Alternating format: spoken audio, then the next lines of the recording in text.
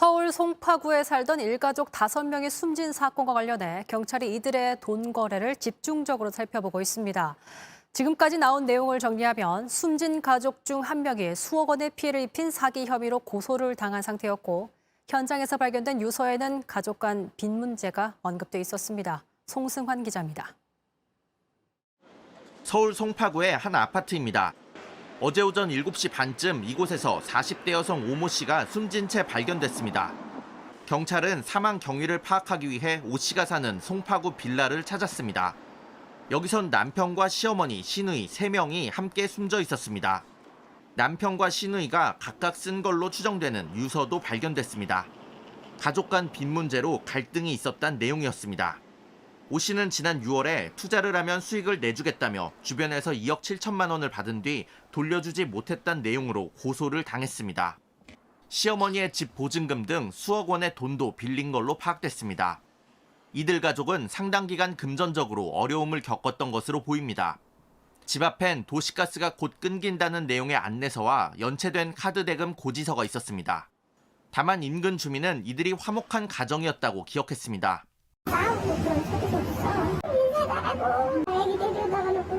하지만 초등학생 딸도 경기 김포의 한 호텔에서 숨진 채 발견됐습니다.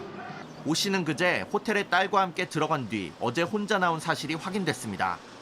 경찰은 오 씨가 딸을 살해했을 수 있다고 보고 국과수에 부검을 의뢰했습니다.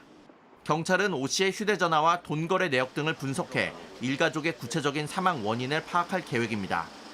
JTBC 송승환입니다. 서울 송파구에 살던 일가족 5명이 한 곳도 아니고 서울과 김포 등 3곳에서 숨진 채 발견되는 충격적인 일이 있었습니다. 이웃들은 이들이 화목해 보였다고 기억을 했는데 일가족이 각각 다른 장소에서 비슷한 시점에 숨진 이유 확인해 보겠습니다. 네. 우선 서울 송파구의 한 아파트로 가봅니다. 지난 토요일 아침 이곳에서 40대 여성 오모 씨가 숨진 채 발견됐습니다. 사인은 추락사인데요. 그런데 이곳은 오 씨가 사는 아파트가 아니었습니다. 경찰은 사망 경위를 파악하기 위해서 오 씨가 거주하고 있던 송파구의 빌라를 찾았습니다. 아파트에서 빌라를 지금 찾은 모습인데 여기서는 오 씨의 남편과 시어머니, 시누이 3명이 함께 숨져 있었습니다.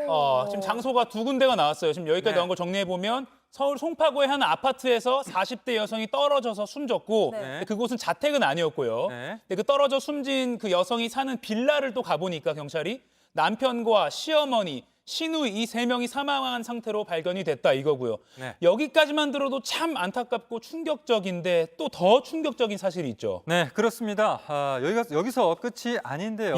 오 씨의 초등학생 딸도 경기 김포의 한 호텔에서 숨진 채 발견됐습니다. 오 씨는 그제 호텔에 딸과 함께 들어간 뒤에 또 어제 혼자 나온 이런 사실 확인이 됐는데 경찰은 오 씨가 딸을 살해했을 수 있다고 보고 국과수에 부검을 의뢰했습니다.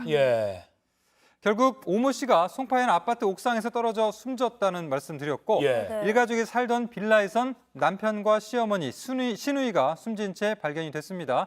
초등학생 딸은 김포의 한 호텔에서 숨진 채 발견이 된 겁니다. 그러니까 지금까지 일가족 5명이 한꺼번에 3군데서 사망을 했는데 남편과 시어머니, 시누이가 숨진 그 빌라에서는 또 유서가 발견이 됐다고요? 네, 이 남편과 시누이가 각각 쓴 걸로 추정되는 유서가 발견이 된 건데요. 이 가족 간 빚 문제로 갈등이 있었다는 내용이었습니다.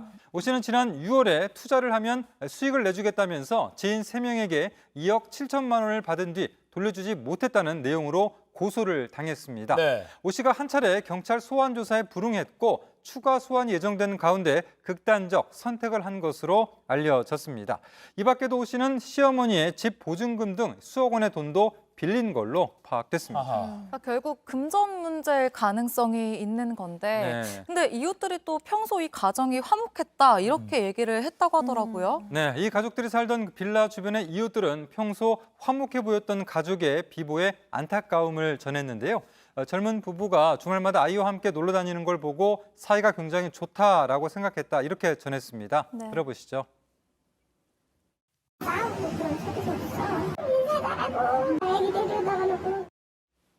그러니까 이렇게나 화목해 보이는 가족이었는데 정말 안타깝습니다. 알고 보니까 수억 원의 빚이 있었다는 거고 경찰이 이들의 돈 거래를 좀 집중적으로 살펴보고 있다고요? 네, 그렇습니다. 이들 가족은 상당 기간 금전적으로 어려움을 겪었던 것으로 보이는데요. 이들이 살던 빌라 앞엔 도시가스가 곧 끊긴다는 안내서와 연체된 카드 대금 고지서가 있었습니다. 이 집은 오 씨 친가 소유로 시어머니와 시누이는 최근 살던 집 보증금을 빼서 오 씨에게 건네고 부부가 살던 이 빌라로 주거를 옮긴 것으로 경찰은 파악했습니다. 네. 자, 그런 가운데 오 씨는 수개월 전부터 빚 독촉을 피해서 초등학생 딸과 함께 숙박업소 등을 전전해온 것으로 알려졌고요.